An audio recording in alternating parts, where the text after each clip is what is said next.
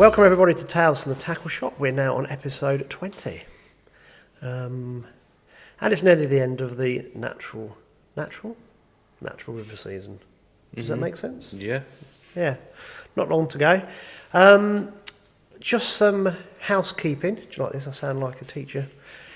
This podcast goes out Wednesday. I'm not laughing at you, I'm laughing at your chair. Who's squeaking, me or you? I'm not moving, it's you.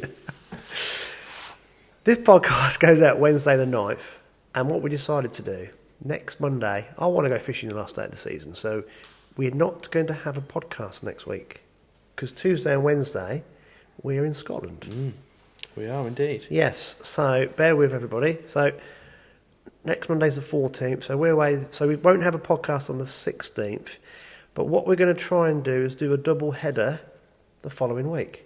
And it's just going to be on video, just on YouTube. So if you're listening on audio, you're going to have to watch on YouTube. Simples, yeah, because you're not going to hear us for, which is probably a good thing, 2 weeks. Yeah. So no podcast next week, but we're going to have a double header the week after, hopefully, as long as everything goes well in Scotland. But we're going to go to the diver factory and we're going to, it's going to film our escapades, basically. So it's going to be something completely different. So if nothing else, it should be a laugh. It might have a lot of couriers involved. It'll have myself, Alex, and hopefully Mr. Green. Yeah. We've got to book the accommodation. We forgot that. One of those jobs on the list, yeah. It was the only job on the list.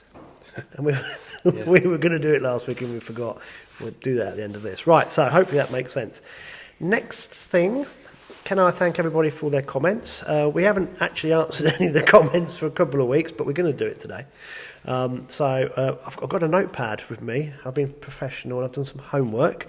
So we're going to answer some of the comments. Alex has got some of his bits and pieces here that will help. So we'll do that in a few minutes. However, if people can keep ploughing in questions, it's really important.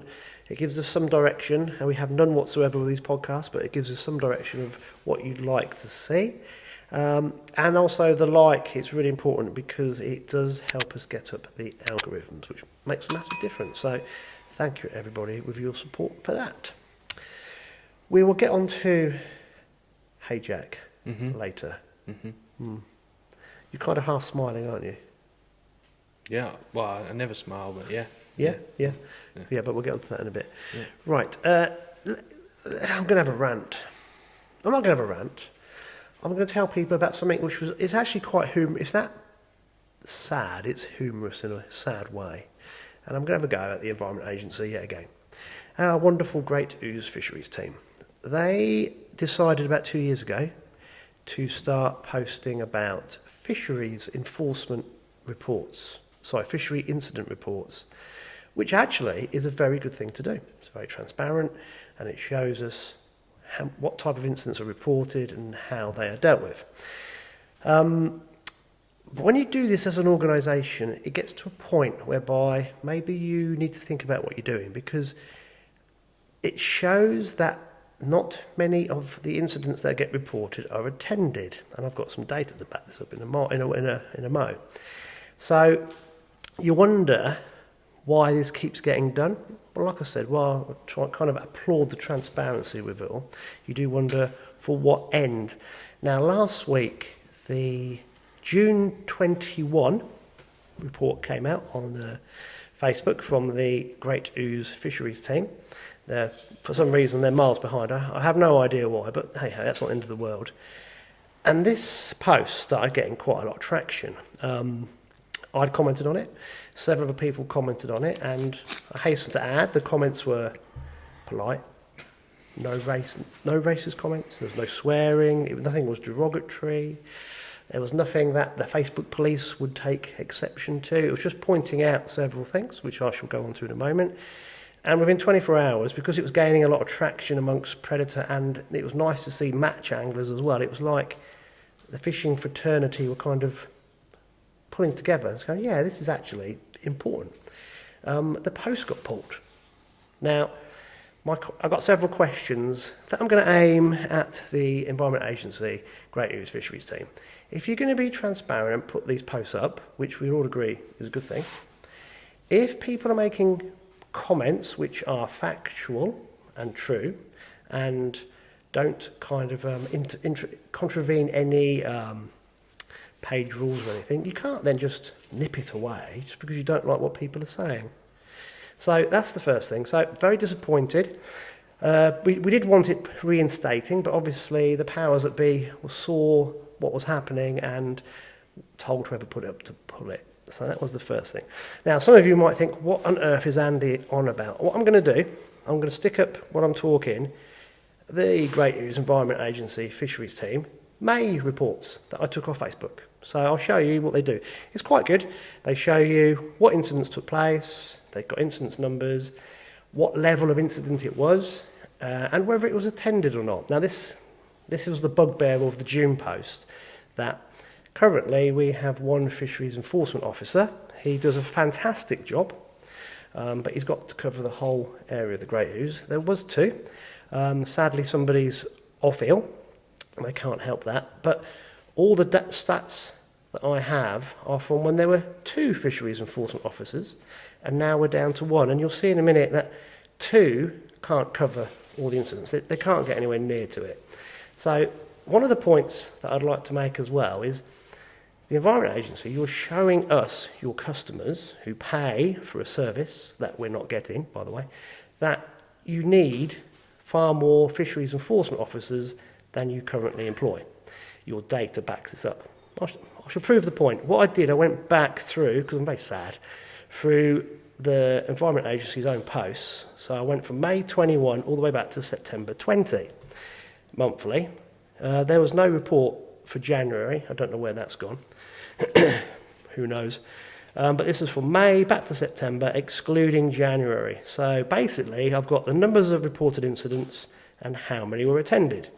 So there were 108 reported incidents and 21 were attended. So that's 19.4%, if you want to be accurate, and that's with two fisheries enforcement officers. So with my maths, say that's 20% attended with two, you'd need 10 to have full coverage. Times it by 5. Basically, if you times 20 by 5, you get 100%. So if you times 2 by 5, you get 10.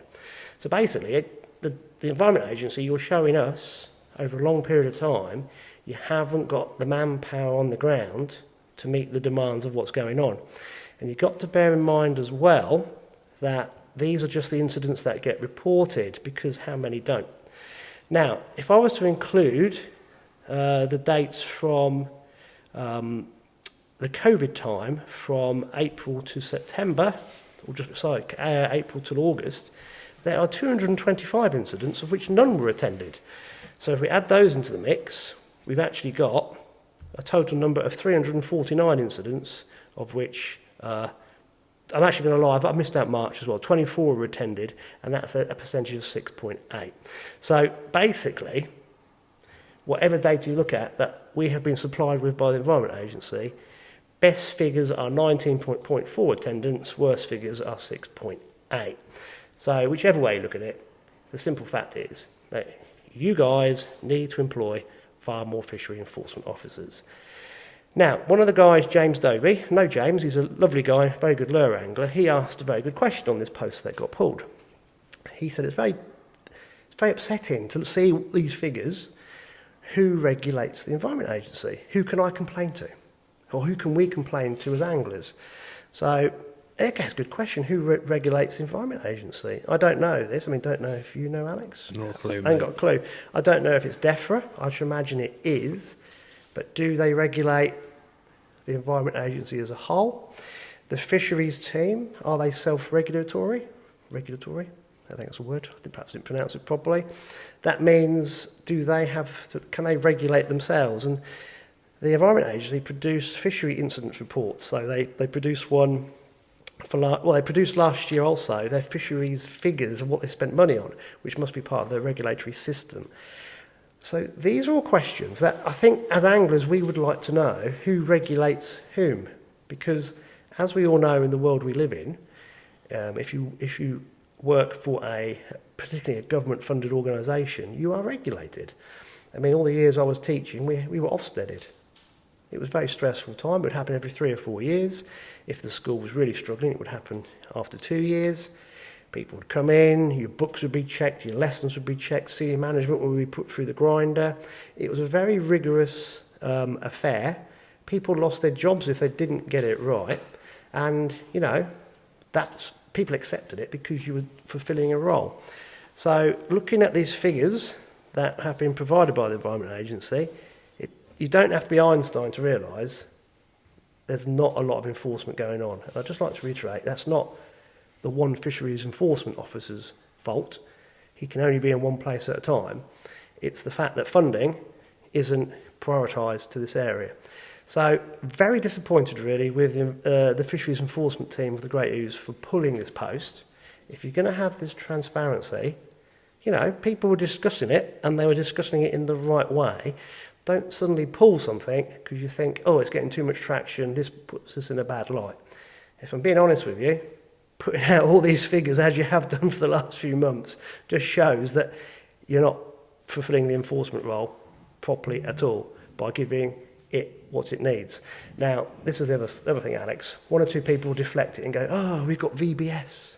Now, all the volunteers for the VBS do a fantastic job, but there's a clue in the word, they're volunteers. They go to work. They have families. They have other work commitments. As a volunteer, what can you actually do? You can do a few hours every week and probably on your club water. And that's where it should be focused because they're normally bailiffs of an angling club. I saw something from one guy who's a volunteer to do an angling trust in the East region, tried to kind of divert some of this and said the Great Ouse enforcement team are actually pushing through level 2 VBS. There's 3 of them on it. Well, I know one of them. He's brilliant. What they're doing, they're pushing through this level 2, so these guys can ask to see rod licences. And that's it. But also, they can't take the place of an enforcement officer because they go to work, they've got family commitments, they're fishermen, they've got other time commitments. So unless they can see somebody committing an incident on their 3 hours they've got to go and walk a riverbank on a Sunday afternoon, so what? And the other sad thing is as well, I know these phase 2 VBS are going to be tasked with coming to places like here and checking rod licences because that's what they've been told. Because the EA want to use this as part of their stats for going, oh, look at all the rod licences we've checked. So what happens is, when they're having a hit on rod licences, they go to commercials where there's more anglers and they hit matches. It's all data driven. And I just think it's a bit of a farce, really. You know, the problems are we've got foreigners nicking fish, we've got predation from cormorants, otters, seals, and we've got problems with pollution. And they, in my mind, are the 3 biggest problems that we have, particularly in Fenland and East Anglia, yet money has been spent, wasted on all sorts of subsidiary schemes. So I think my point of view is, Alex, I've probably spent 1,200 quid in 20 years on rod licences, and I've obviously spent a lot more over the years before that, but the last 20 years things got worse. What have I had back, and what have predator anglers in particular had back locally from the Environment Agency, me paying my rod licence money? I would say not a lot. Who can I complain to so I get a refund? Because if it was another business, I'd be eligible for a refund. And I think this is what the Environment Agency needs to start considering, that we are customers. We are paying for a service, and we don't want to see all this spin and all this justification of other things and deflecting it, because as soon as you have to justify something, in my opinion, you're in the wrong, because you're trying to give reason for it happening.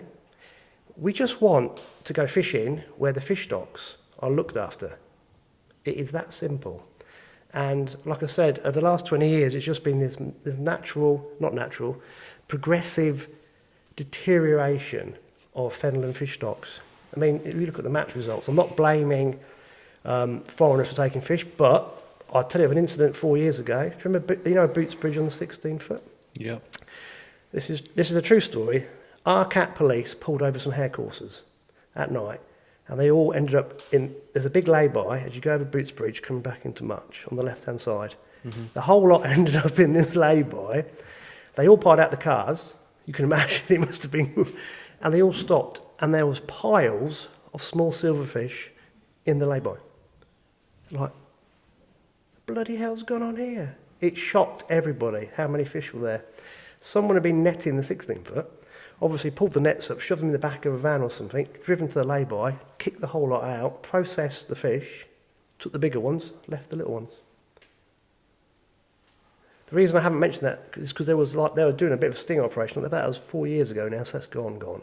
But it just shows you what happens under the radar that never gets reported. It only takes one strategically placed gill net to wipe out so many fish. But that was a true story. There's just so much has gone on that I think it's time, if we don't get on top of this, we're going to have some very serious repercussions for our natural fisheries. And as we've been harping on that for the last few episodes, we want somewhere for the kids to go fishing next week, next year, 2 years, 3 years, 10 years, 20 years' time. So the sport continues. And the way we're going, it's just going to be fishing at commercials only. It's going to be a disaster. Anyway, I think it's worth mentioning. Environment Agency, you just got to consider us. We pay, as a collective, I think off their own figures, 24 million quid last year in rod licence sales. You know, that's a significant amount of money.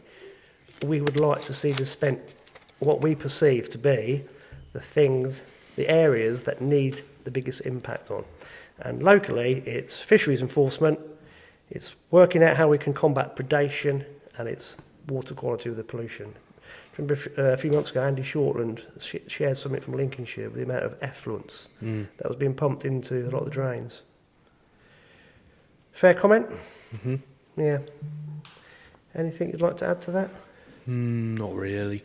I think you covered it, haven't you?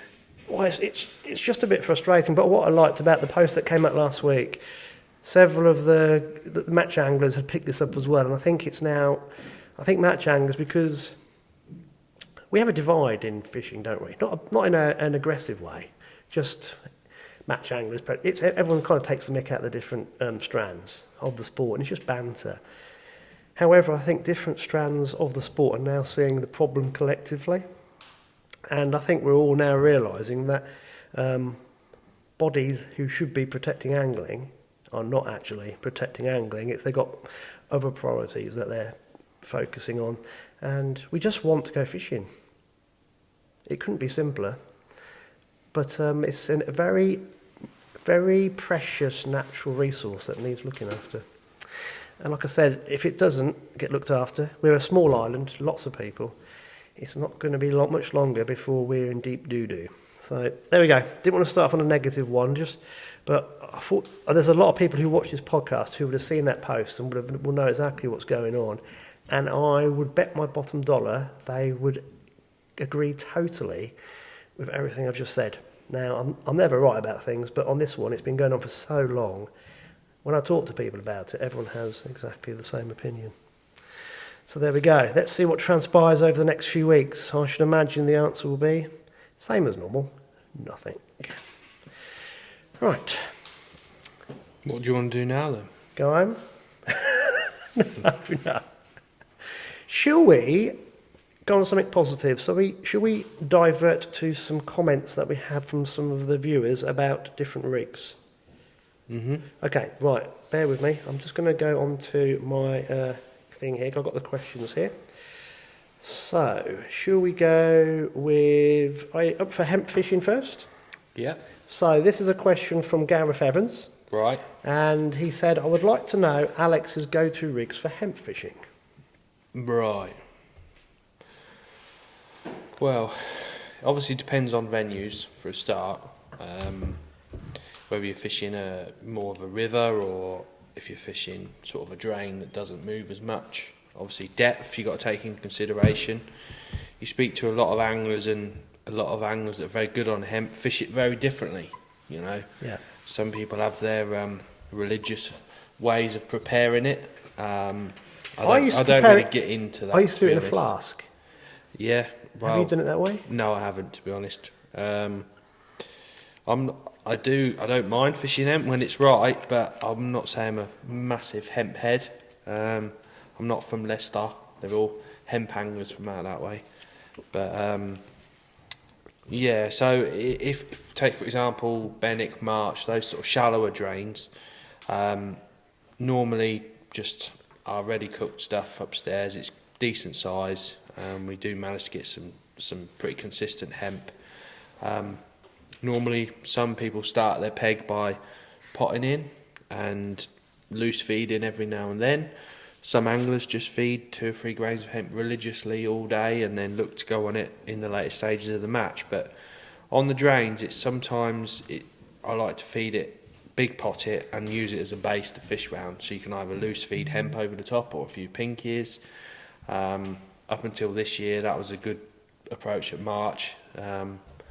This year, I've not bothered doing it, just a simple fact that there's not enough roach to catch and you need to catch a bit of everything. But on an ideal swim, you'd have a feature to fish to that's a nice depth. So with hemp, do you feel that you'll use it when there's a lot of fish in the peg because you want to put out the bigger ones? Yes, yeah. There's the two different... I mean, the only time I've fed hemp this year is for rudd fishing, just for the noise. They're not going to eat it, but it's just throwing the hemp in, they're attracted to the noise. Yeah. But normally... You're looking to catch the bigger fish will either sit over hemp or will obviously take hemp.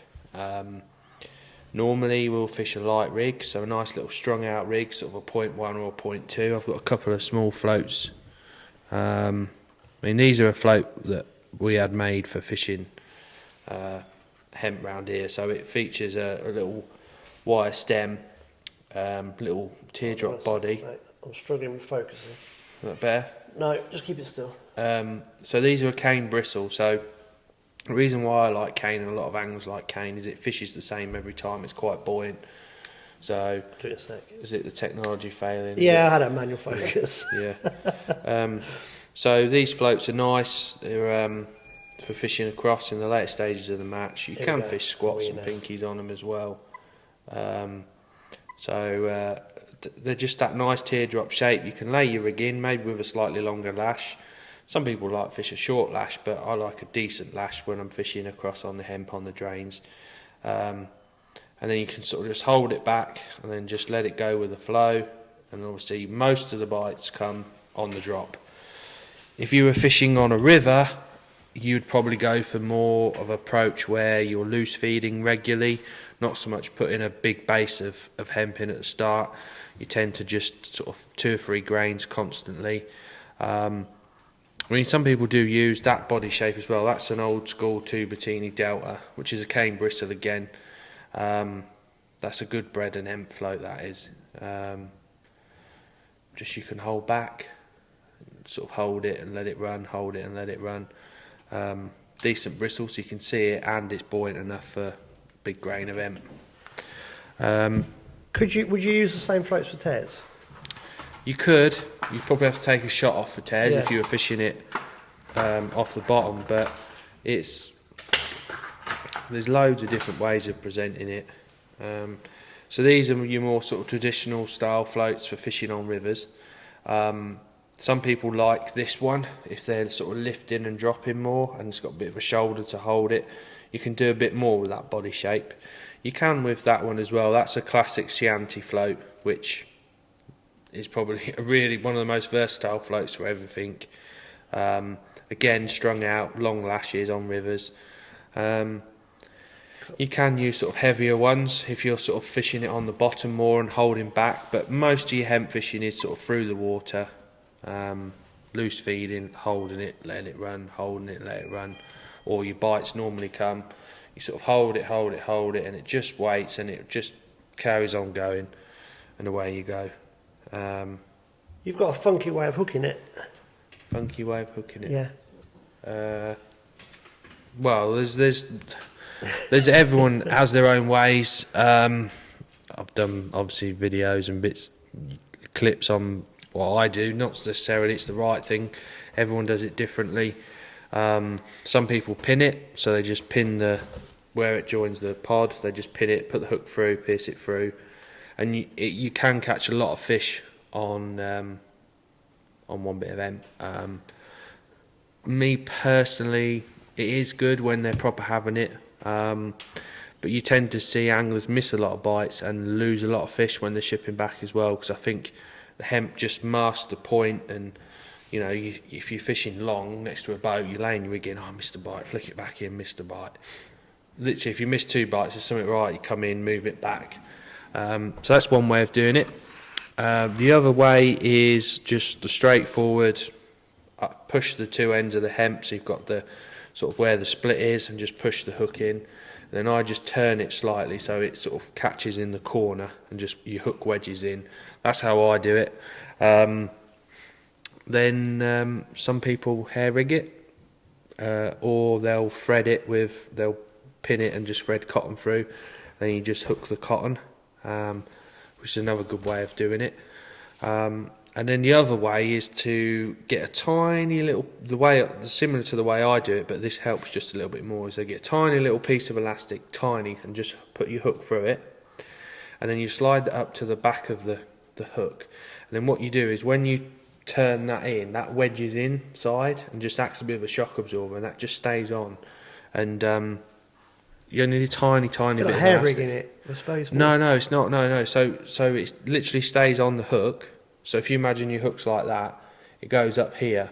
So when you push it in and turn it, that elastic wedges in the split of the hemp, and it just holds. It's very confusing. It is. It's hard. It's hard, but to explain. But that is another way of doing it, which I know a lot of anglers do as well. Because that's going to be the major problem with it, is hookups, isn't it? The other thing as well is, if you are really struggling to hook hemp, there's the Fuka do the little black micros, which I think everyone's had mixed reports of it. So, you know, some people have caught on it, some people haven't. It's one of those baits when, if you are catching on a tear, you know, put one of them on chance, so you're going to carry on catching on that as well. Yeah. But this year, like I say, everywhere's been a lot harder than normal. So, so that's hemp fishing really. Like to fish as light as you can. Normally, the lighter you fish, the more bites you hit. Not necessarily the bigger the fish either. Sometimes you fish too light and the little fish intercept it on the way through. But it's all trial and error with hemp fishing. That's why them anglers that are so good on hemp, they can suss it out pretty quick. Yeah. So, well, Gareth, I hope that helped. And anyone else who wants some tips with the hemp fishing, obviously a bit late for this season, but unless you're fishing on a commercial. But is there much hemp used on commercials? Not really, no. I think there's obviously, you know, silverfish are becoming massive in commercials, aren't they? You know, through the winter. Yeah. I think some venues might respond to it, but it depends on you know, every venue's different. Yeah. But it'd be the same approach, probably, you know, light rigs, strung out rigs, which you could use the similar sort of rigs for fishing casters anyway, or caster. Think carp would get on hemp, wouldn't you? Yeah, they do. Yeah, once they get on it, they get preoccupied, don't they? So particularly when they're on small beetles and things. Yep. Yeah. Okay, good question. Right, we have our second question is from Mark Richmond. Now this is another really good question, because we were upstairs for 10 minutes going, actually, this is not as straightforward as it seems. Yeah. Mark has asked, he goes, I'd love to know how to use and connect the new Daiwa ends-on feeder gum links, please. Right. Now, at first glance, you think, well, that's straightforward. But then when you start looking at the products available, you think, hold on. Yeah. So over to you, Alex. So basically, the gum links are designed where you're fishing with, you know, if you've got a heavy feeder on, you're fishing braid at distance, and you wind it in. And skimmers don't really pull back much. They tend, they've got a couple of nods, and you know, you've got some proper cranking power on, you're winding in, and just sometimes a little, and they just come off. And these feeder gum links are designed. Oh, that's not a feeder gum link. That's a feeder gum link. I don't know what you give me there. You stitched me up there. Well, you didn't. Didn't see. I'll put it in your hand first. And then basically these act as a little boom.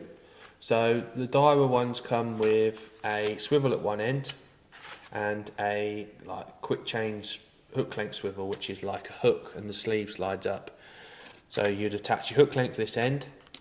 Then you could slide a little sleeve over that, a little bead, and then your feeder runs up and down on your main line. So it's really simple. It's just a little shock absorber. I think Nissa used to do something similar years and years ago. You can tie your own and make your own, but these are just so neat and tidy, and and for £2.50, you know, you're not wasting an hour of your time fiddling about in the shed. So they come in 2 lengths. Yeah, I mean, I would tend to go for the shorter one just because I'd feel that wouldn't tangle as much. So you've got 15 and then a 10 centimetre feeder gum links. You got them? Yeah, but we've also got the feeder attachments as well. Oh yeah, these are just the little booms. Yeah. So sliding feeder links, I think a lot of companies do them as well.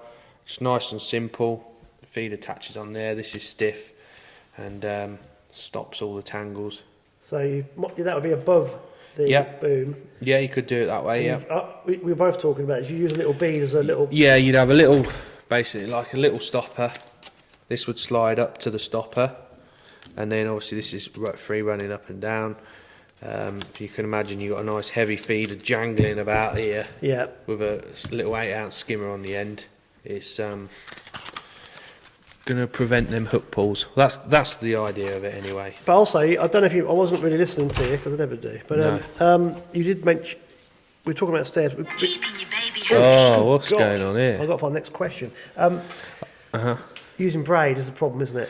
Yeah, I mean, if you're using, it depends as well. A lot of people are fishing braid direct now, so before it was like, oh, braid, oh, that's a bit harsh, oh, you know, probably 10 years ago now when I first went to Ireland, it was like a bit of a secret. Not a secret, but those that were doing well were using braid, and it was like, oh, I keep out deep hooking skimmers and I'm not seeing bites and all this and that, and you was using direct mono because it's stiffer and more direct. And really then there was only like Drennan feeder braid in a little green round spool, and that's all we had. And then Matrix started doing one. Well, now I think we've got the Garbolino Super G braid, we've got the Guru braid, we've got Daiwa J braid, we've got Matrix Horizon, Matrix Coated Horizon braid, Preston, Cresta, who else we got? Yeah, so that's 7 different braids we've got in store. Yeah. And they're all good. You know, some people say, oh, I like that one better, or I like that one. But the key thing is, it's all about bite detection. So all of a sudden people were using like 5 or 8, 8 metre shock leaders, you know, for casting and that. But when you're fishing short or you're fishing a long ray, normally I would fish direct just for bite detection. Yeah. And them skimmer links are ideal for that because you're so direct, you know what I mean? Yeah. You got decent line on and everything to stop small the tangles. Hook, fine hook length. Not so much a small hook. I think feeder fishing is a bit different to what it used to be. Talking about bigger than size 10, sort of 12, a small hook in it. Small hook. Yeah.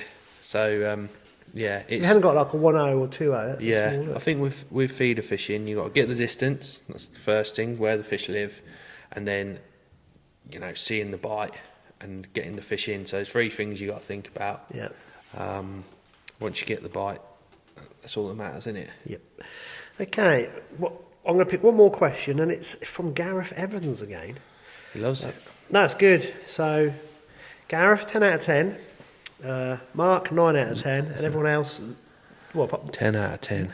0 out of 10. Sound like a teacher. Haven't made any comments. Right, this is another good question. This is from another podcast. How would Alex feed bread in a deep canal to ensure it was getting to the deck? Well, obviously bread in deep canals, you don't really, round here everything's shallow. Venues like that, there's 2 ways of looking at it. The easiest and obvious answer would be to feed it in a bait dropper, which I know a lot of anglers do that. You literally learn it down where you want it to be and just open it up. You can't be more simpler than that. The other thing, if you don't want to use a bait dropper, is the actual bread you're feeding. There's no good feeding fluffy liquidized bread in 10 or 11 foot of water that's flowing. So in those cases you want punch crumb. So we do just white crumb from Alderson's. You can see it's nice and fine. I just put it for a pinky riddle. It's white crumb, so it's quite sticky, it's quite heavy.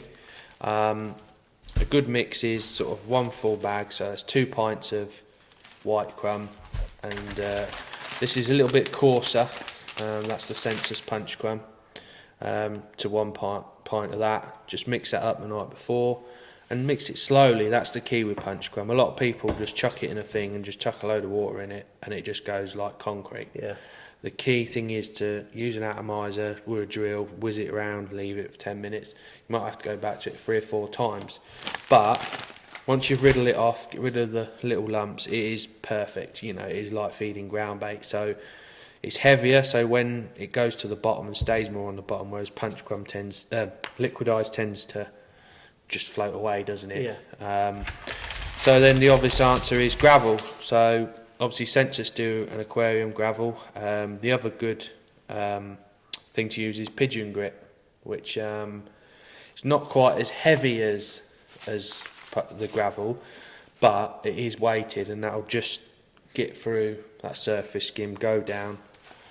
I mean, bread's different, isn't it? You can feed bread in a tight ball that just breaks up very slowly, or you can feed it so it goes down and then breaks up. So that's how I would feed it. Good answer and good question. Some people add liquidised to this. So people say, well, why do you add liquidised to punch crumb? Just so you've got a bit of both. So the punch crumb gets to the bottom, and then the liquidised gives it a bit of that sort of bit of a cloud, if you know what I mean. An activation. Yes. Yeah, that's a good idea. Right, so 3 good questions. We've had a few more questions, but obviously we're not going to go through them all. So keep firing the questions in, please. That's really good stuff. And like I said, it gives us a bit of focus in the middle of the podcast. There are nice explanations there. Wonderful. Right, so we're getting towards the end of the season. So 1 or 2 angling clubs are still hard at it. They are, yeah. Making the most of it, I suppose. Yeah. Where do you want to go first? Are you going to do a geographical approach? Well, yeah. I mean, you do your Wainfleet Mute. The Boston Massive. Okay. I'll put a picture up because Derek sent me a lovely picture. See, that was good. That was actually in Bateman's Brewery as well. Are you going to put that in the podcast? What, as a thumbnail? No, you see that picture? Yeah. That is in the brewery itself, isn't it? At Steeping, yeah. Wainfleet. You recognise that? You've been in there a few times. No, I know, it just looks quality, all the different beers and that. You have a good day in there, wouldn't you? Yeah. Might come out several days later. So they had the presentation for the winter series at Bateman's Brewery, good spot, Alex, in their visitor centre after the match they had on the I actually read it? I did. No, I did notice it straight away. I thought that's quality. Derek, because sometimes I just don't read things properly, but I sat and read this before we started recording, and I got very confused about the picture, and then Alex worked it out. So I've got a picture from Derek, and it's from left to right. I'll explain who the people on it. So far left was the winner. Stampy. Mick Stamp was the winner, yeah. The guy next to him is called Carl Drury, who is the trophy sponsor. Mm-hmm. What's his company called? I'll find it in a minute because it's further down. And then Nathan Watson, who is third in from the left, was fourth. Oh, Nathan Watson. Then it was Don Green, third place. Barry Drake, Wooden Spoon, and Dave Dean, second. They'd also like to thank Teddy Fisher Baits and Lakeside Angling Supplies for their support. So I'm trying to... do you know what? I've read this somewhere. It's this guy, Carl Drury, is the... Is he not at Bateman's? Yeah, it's the brewery. I've read this about 1 million times. Yeah. Lord knows, my brain's gone. Yeah. No. It's there somewhere. You'll get there. He has actually... Derek has sent this to me 1 million times. Carl Drury Limited at Bateman's Brewery. That's what it is. I knew I'd get there eventually. Apologies for that. Got there in the end. Okay, so that was the presentation from the overall Winter League, which was brilliant and very well... They was meant to do it last week, but they couldn't because Bateman's wasn't open. So they've done the presentation this week. Is that right? I don't know. I don't know the ins and outs. I think so, yeah. It was after the Open match. So do you reckon they all just piled in there? Oh, yeah. What was the weather like last week? Yesterday? Oh, yeah. It was freezing yesterday. It's not really beer weather, is it? Mind you've got I fire was going. shaking like a shitting dog, mate. I'm telling you. Well, I don't know. I saw Polly was around earlier. He reckons he was doing a walkabout, or was that to his peg? He was. When yesterday? Yeah. Don't know. I weren't at the same venue. No, we'll talk about that in a minute. Right, so I've got the steeping results for Sunday yesterday, 6th of March. It's the same old reprobates, eh? First on peg 4 was Don Green with £3.9 and a half. I love a half. Well done, Don. Yeah. Second place was Derek himself with £3.6. Third place was Dave Dean with £3.1. Alec Rawlings was fourth with 2.5. Dennis Houghton was fifth with 2.1. Mark Cook was sixth with £1.12. So the section winners by default. So section 1 was Dennis Houghton, 2 was Brian Blackamore, 3 was Alec Rawlings, and they had pegs from 1 to 31. There was 19 anglers, so they had a bit of room. But obviously, it's not fishing great, but it's not fish bad compared to some other venues.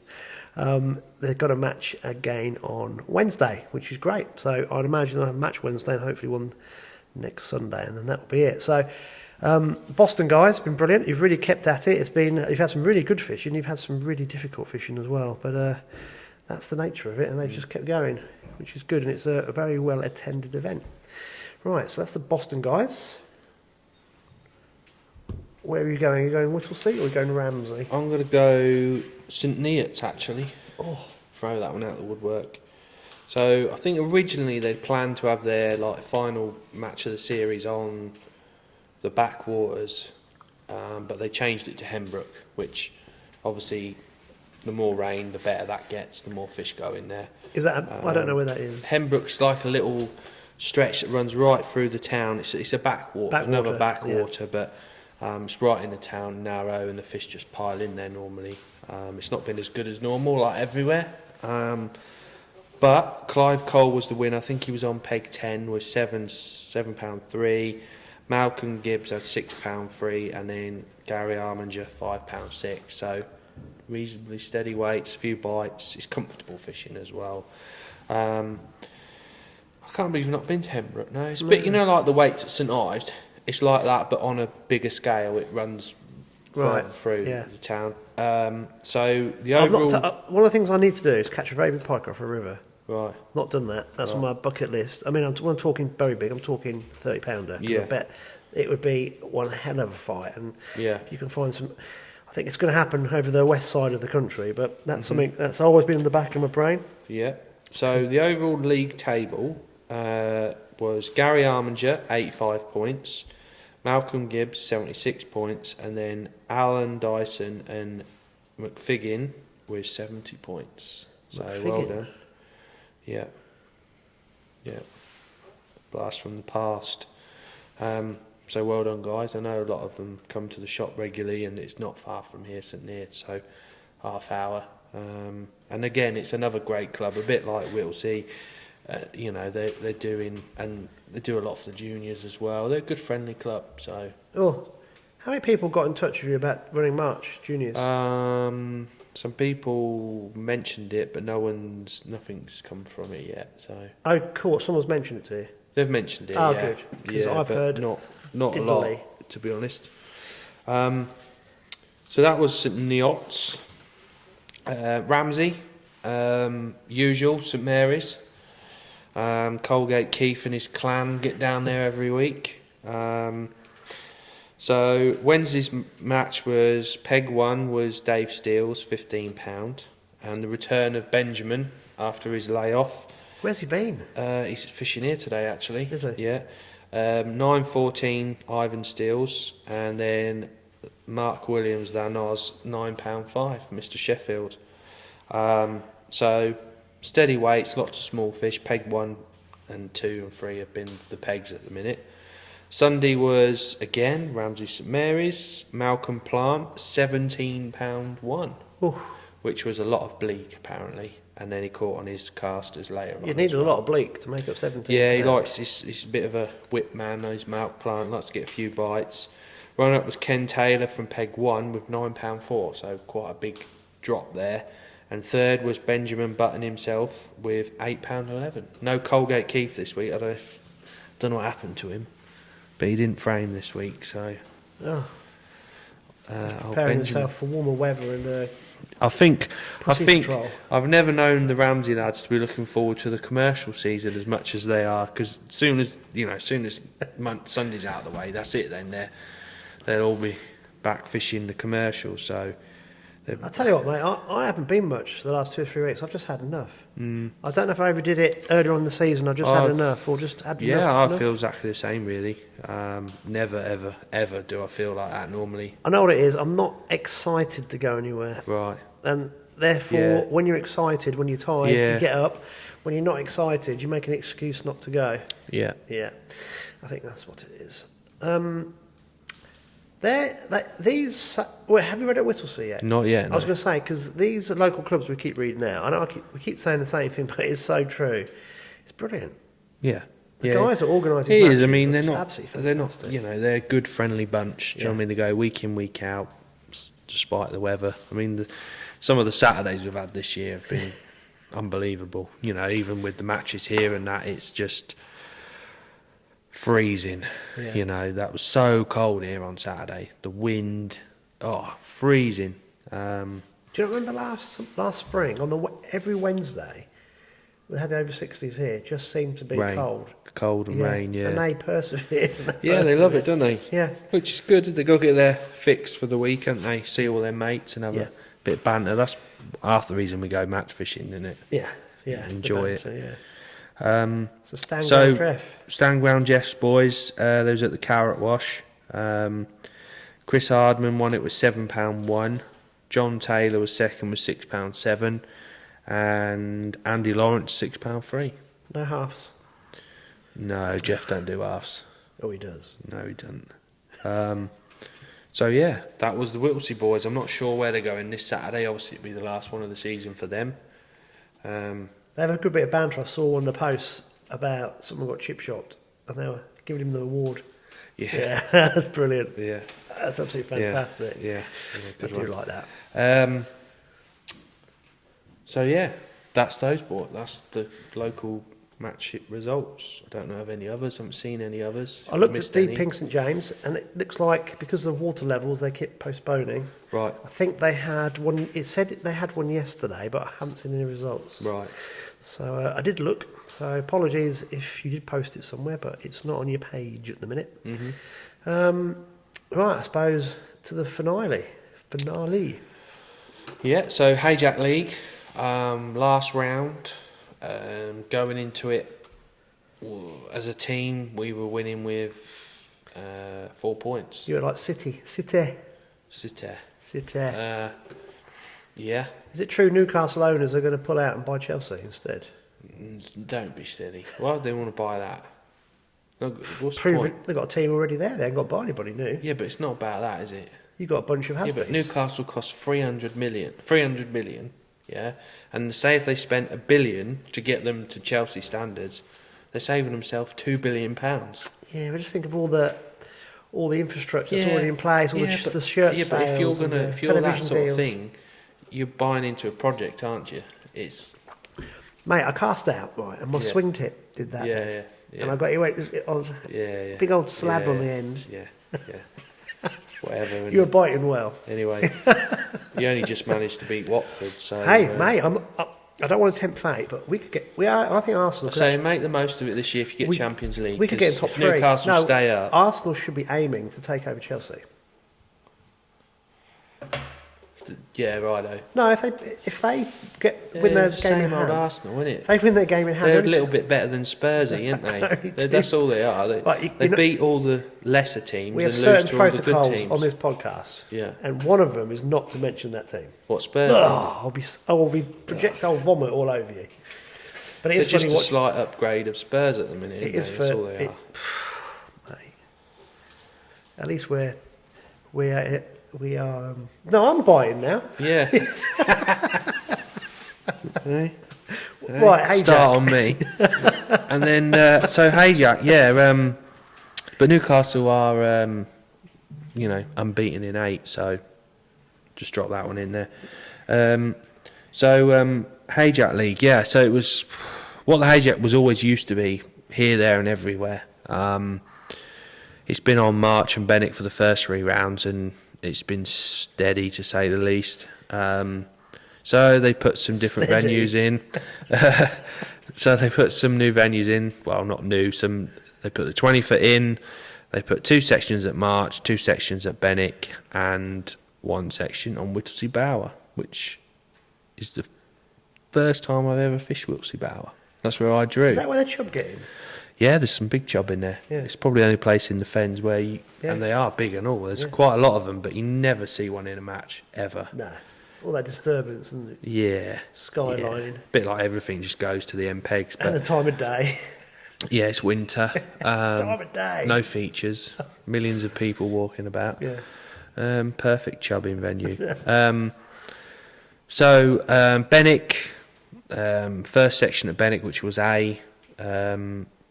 Jonathan Price appeared from the woodwork. He's back from his layoff, and how's his back? spawned 2 tench. He did. Is his back okay? We just want to carry his gear for him. I don't know. He's a bit. I bet he was grizzling when he hooked them tench. Good old boy. No, it's good to see him back fishing. Was he not held hostage in Wales? No, he hadn't mentioned the rugby, funnily enough. But is he Welsh, Irish, or English? he's a plastic Welshman. Yeah. Is it a plastic? Yeah. There's a few of them in there. When it comes to rugby, they all support Wales. Yeah. Now, you know we're going to get some grief. Well, I don't care. Yeah. And so he managed to win A section with 2 tench and a few little bits and bats for £8, nearly £9, I think. He must have smashed everybody. Yeah. Yeah, he had the first one, and then the second one, he got the cigar out, you know. Yeah, packed up early. Yeah. Strolled around. The rumour has it that he was really quiet at the start, and then once he caught 2 tench, he was booming, giving it the big one. Who's going to carry my gear back for me? Good old bagpuss. So Pricey won A section, and what they did with the payout, because there were so many different venues, they just paid the winner of each 12 and then 2 sections, so 2 half sections. So if you won your 12 pegs, you got £100, which that's mega, really. Yeah. So that was good. B section was a little bit different. They split that, so there were 6 pegs at Little London and 6 pegs sort of carrying on from the first 1 to 12, and it was pretty piss poor. My dad blanked. Scrappy blanked. I'm not sure how many others blanked as well, but I think £2 might have won that section. Well, Ali Shuffle was second. Talking to your dad, right? £1 he drew the end peg. Yes. So can you imagine having some inside information of this stretch, which is going to be Paul? Yeah. And having to walk all the way to the end. Yeah. Knowing you've probably got nothing in front of you. Yeah, possibly. Yeah. It's like, oh. Well, I do believe he was winning an individual, but I know they're saying never bag early. Your dad was? He was, first 2 rounds, yeah. Was he really? Yeah. You kept that quiet? No, I didn't. Yes, He was telling everyone. He didn't tell me. That's maybe, yeah. But he was winning the individual after 2 rounds, and then say the rest is history, shall we say? Yeah. I think a 12 and he did a 13 and a 11, I think. He did a Brentford, did he? No, Leeds United. Yeah, he's just doing a Leeds United. Nosedived. Yeah. Yeah. So that was B section. C section was pegged from basically bandstand at March, which is the back of the swimming pool, to the health centre bridge. And old Bob Fitz Tench is now Bob Fitz Rudd. He went in the week and I think he had 60 odd pound of these great big rudd on 5 red maggots and a big hook. Along there? Yeah, near where you live, on that peg there, on last Friday. So he had an epic day, great big uns. He said he could see him taking the fluff, you know, like when you get the blossom on the trees, they were coming up for that, thinking it was bread. And old Bob Fitz Tench had 60 odd pound of them. That's a lovely bag of fish, isn't it? I went out last week just for my BSF stuff. I had 2 crappy little perch. Yeah. and it looked dead. Yeah. Low, clear. Yeah, it looked Well, that lovely. whole brown colour in it. Yeah. Yeah, I it does couldn't- go that colour this time of Couldn't year. see any fish moving at all. That's amazing. Yeah, so the section winner was Paul Bick. He's obviously dived Dorking, but he was fishing with the Tackle and Baits March team. He won the section with Hope you've checked his 24. postcode. and he's a non-local angler. Oh, right. Yeah. A ringer. So you're only allowed one non-local angler in your team. So he had £24, mostly skimmers. Oh, that's better. Lovely day, yeah. And next to him was Simon Wheels and More. He's on fire at the minute, isn't he? Yeah. I said to him, you'll win the match, but his teammate pipped him off the next peg. I think Simon had a few more like rudd and roach and an odd skimmer for £22, I think he had. So He is having mega, yeah. So well done those two. And I think third was Ian Young. He must have been near the health centre bridge where them rudd are. I think he had £12. So it fished a lot better. Yep. And then D section basically started above the little turning bay near the health centre, and 12 pegs finished just before the windmill there in them trees, and that end was really good. There was a £14, a £12, and basically the nearer you got to the town, the worse it got, apart from an odd person catching a couple of great big bobnads. But I think last in that section was like £5 something, which on last Saturday in the Winter League final, I think 1.5 kilo, 2 kilo may have won that section. Yeah. So The rudder appeared, made all the difference. bobnads have come out to play. Have they been there all the time? Well, they must have. Where have they just appeared from? And they always appear in the same spots. No, I think they're piled out the marina.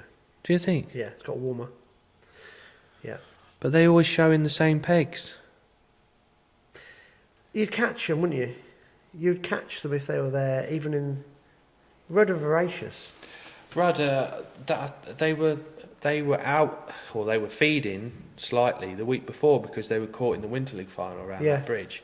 So they're there. Do you know what I mean? They're there. Do you know what I've noticed? Certain water temperatures have effect on fish behaviour. I don't know the answers, but I know there's a definite something seems to happen. I don't know. I reckon that slight raise in temperature, and I think it's daylight hours. and the day's lengthening. I think daylight has hours got these fish moving, and I think they've come out of the marina and come to play. Yeah. Some of them got them looking again. Yeah, I think you're right. Big old warriors, big old units. Yeah. But, so that was March, and then E section was on the 20th. 118 John Taylor drew it again. Every time it's in, he seems to draw it. It's got the magic. Practices it on a Monday, pleasure fishing with Dave Lee. Tuesday he goes and mixes his ground bait and practices it again.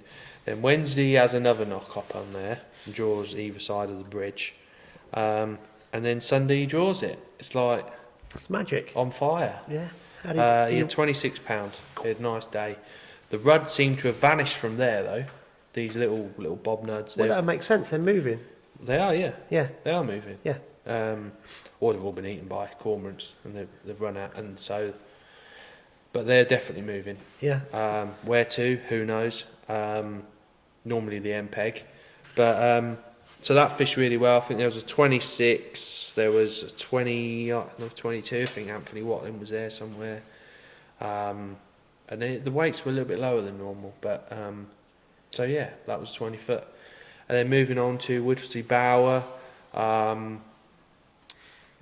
Godders, Simon Godfrey obviously has lived in Woodsley all his life, and he had a walk along there on Saturday, because when he found out it was in, he had a walk along, and he said, MPEGs, if you're not an MPEG, you're not going to win nothing, which the way it was pegged, the pegs are quite tight. It's not really seen many matches of that scale. It does get match fished in the week. So yeah, basically the end four pegs. Clear? It had a nice tin to start off with, but as the match went on, it got clearer and clearer and Pushed clearer. everything out. Basically, it just got, the further you went away from the middle, the better it got. Yeah. It was ridiculous. And I drew peg 7 out of 12, so you couldn't get much nearer the middle. I had a really, really, really frustrating day. it's all bread fishing on there. So for 2 bread lines in the deep water. Did you know you were on there Friday night? No, So you didn't know till the morning. Oh. Yeah. So everybody had to take bread with them? Yeah, you need bread for March anyway, Right, so it's yeah. not that bad a deal. Plumbed up, and it's a lovely little venue, looks nice, and you think, you know what, this is all the fish from March migrate into March. So there's a lock gate obviously stopping them from going through, but it's still the Old Nene, just called something totally different. You know, all the water that comes through the Old Nene goes through there, down Wiltsey Dyke, through Cockbank, through the town. Yeah. So you just think, why is there not more fish in this little venue? You know, like when March was solid, why isn't the bow solid? Because you'd think the fish would hold up there. It's more warmer and sheltered and what have you. I don't know. The answer is just the fish. The fish in there are like resident fish, if you know what I mean. They're not migratory fish. I think that's half the battle.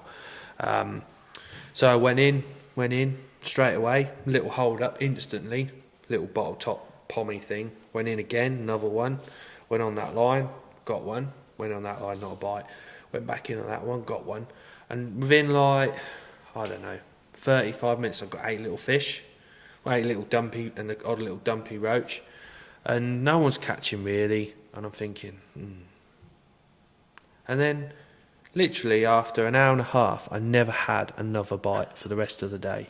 Oh my God. And I'm just, you know, when you get a match where you've tried everything. Do you know what I mean? You think, and you just sit there with your top kit in your hand and you just think, what am I doing? Do you think you actually caught every fish that was in front of you? We were really tight. Like, and because of the towpath and that, you're shipping, and you just think, this is ridiculous. Yeah. I'm never gonna, but you think, no, I need a little run of fish because it's so tight. You know what bread fishing's like. You might start a new line somewhere, and all of a sudden you get a little burst of fish, or, you know, I've got 2 chop. I've never had a bite on a worm, never had a bite on a pinky over a worm, and I'm thinking, the wheels are falling off here. You know, we haven't done a Newcastle and been 12 points clear and then absolutely blown it. Do you know what I mean? We haven't done a Kevin Keegan. I'd love it if we beat them. But, yeah, so scales come down, like £3 on the end. Then Moretti had £4 or £5. Then the next guy, Stan, bless him, had a nightmare. His van wouldn't start and he had a nightmare. And then there was like a little pocket. You get an angler just catch like £2, and you're like, what's that all about? How's he caught that? And you think, what's he done anything different? No.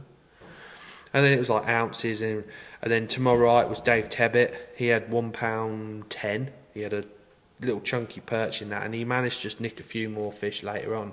And like I said, I haven't had a bite for 3.5 hours. It is soul destroying, and it is freezing, man.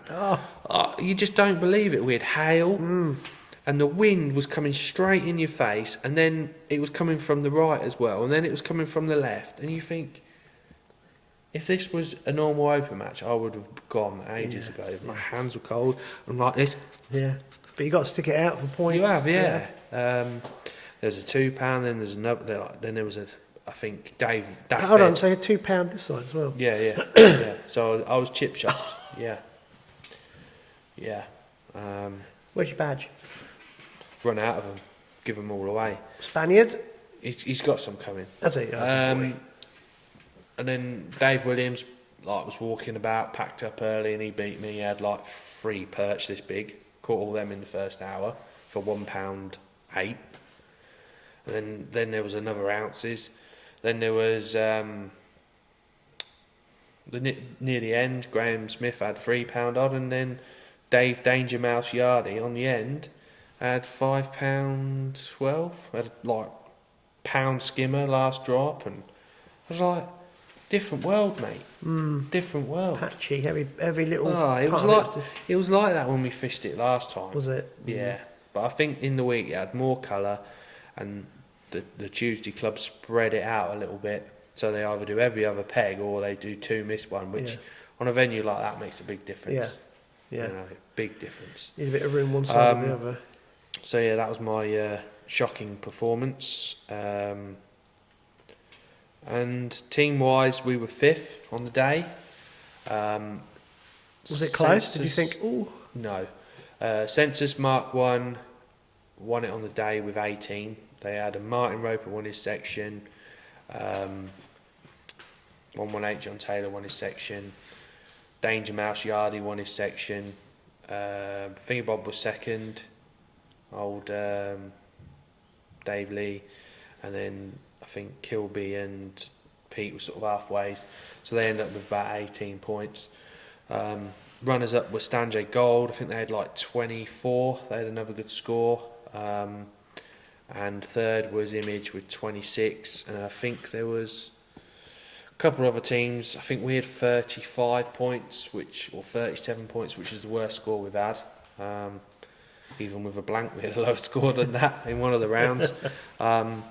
So yeah, it was a bit different. Results at the end, they do like a little individual. I think there was the winner of that was Paul Bick. He had 8 or 9 points over the series, so that's a good score. And then team wise, we managed to hold out for the league. We ended up on 9 points. I think Stanjay Gold was 2nd with 15 or 16. I haven't seen the full results of boards yet. And then it was quite close then, I think, for the rest of them. So yeah, we managed to retain the title for another year. That's good. Yeah. It's nice to win local league like that, but obviously the main one is the Winter League. Yeah. That's the be all and end all, really. How many anglers involved total in the HAJAC? Roughly each week. Well, it's 12 teams of 6 every week. 72. Yeah, so good Did you matches. like that? That's quick maths. Yeah, quick maths. 2 + 2 quick maths. 72. That is again a brilliant turnout. It is, yeah, and considering everyone's probably in the same boat where they're like, Yeah. do I really want to come here? Do I really want to fish here anymore? Do I really want to do the mud? Do I really want to do the weather? Do I really wanted to catch nothing? Everyone's in the same, I say same boat, same bank. Yeah, mentally, I think, yeah. Yeah, that's good effort from everybody. That is good. Okay, so have you got a nice picture of the trophy? Oh no, you sent me a picture, was it last year or the year before, of you lot holding a trophy? Was that the Winter League? Don't know. We did manage to get a picture with us yesterday, so you can put that in. But Simon's not in it. I think he was. I don't know. He weren't there for some reason. I think he's gone back to his van or whatever. So Simon Wilson was not in it, but the rest of the lads are in the picture. Did you have Simon in your team? Yeah, he was the non-local angler. Mate, that's a good guy to have in your team. Yeah. He loves it, doesn't he? Yeah. So March open this Sunday. I think Bob's putting some money from the club in, so bit more incentive for people. I don't think there'll be that many there. Hopefully all the flies will be in and have a day's fishing. So, yeah, that's going to be interesting because somebody's going to smash them, aren't they, on the rod? Could do, or they could have gone as well. No, I think once they move up, they're not going to go. Get some cold water come down. They could shoot back up wherever they. Don't know. I think they're out now. Yeah, I think they're out. We'll see what happens. Yeah. That's good. That's a good effort on everyone's behalf, and the guys that organise all these things. That's amazing. Yeah, I mean it's been hard for the organisers this year because of the venues.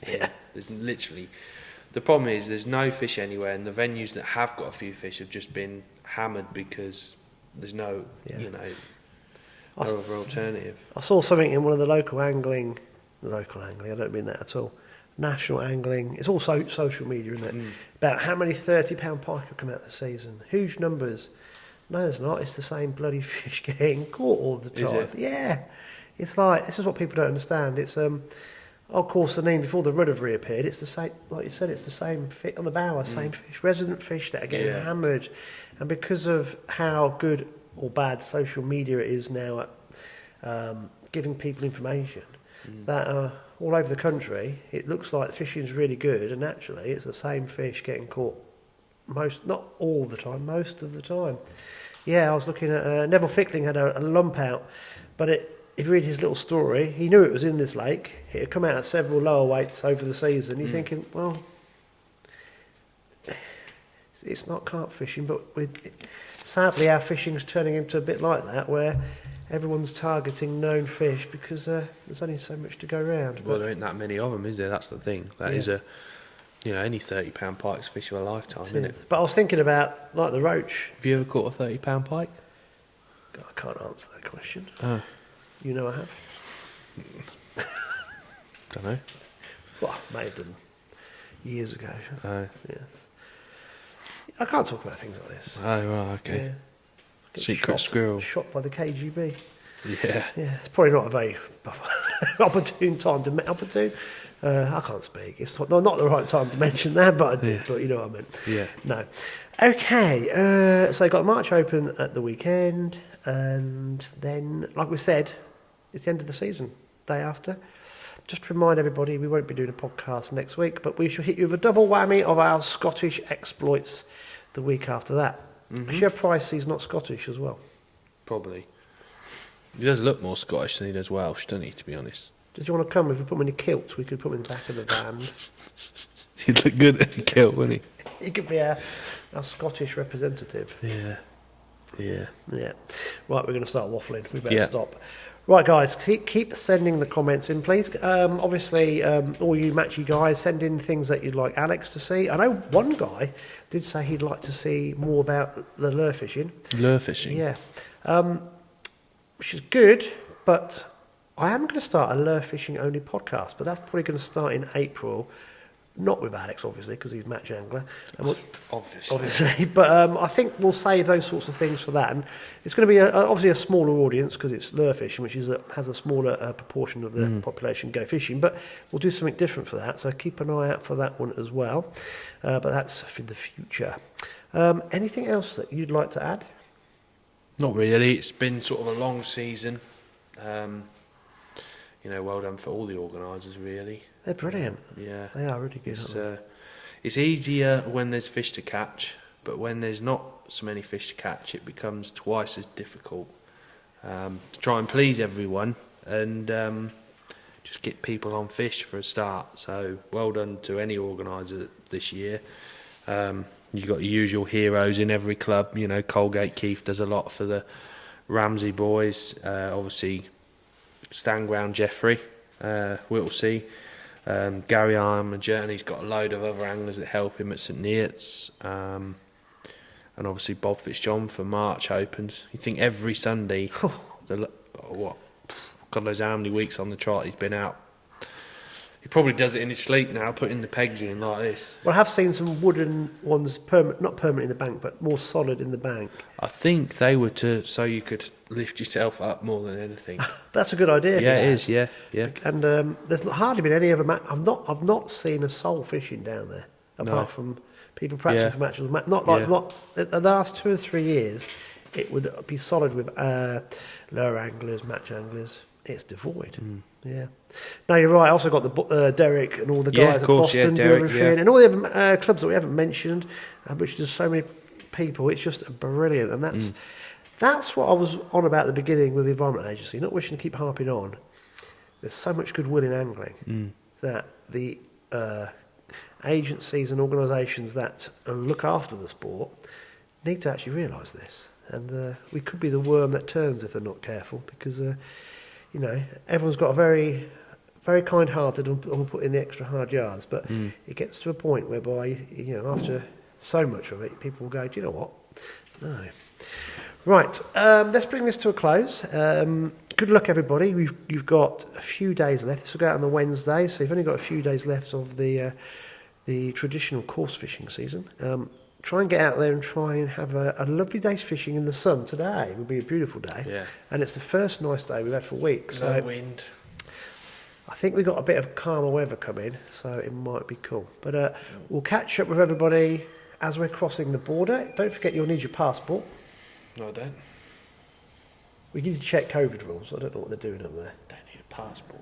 Don't need a passport, no. And next time we see you all, we will be either driving to or in Scotland. So let's have a safe journey. Right, everybody, have a good time finishing off the season. This has been a Tales from the Tackle Shop, a Fenland Fishing TV production.